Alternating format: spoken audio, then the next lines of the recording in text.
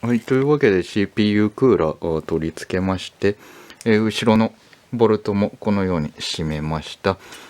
それからこの CPU クーラーを回すためのね、この扇風機を回すためのコンセントといいますか、端子があるので、まあその名の通り CPU ファンっていうのが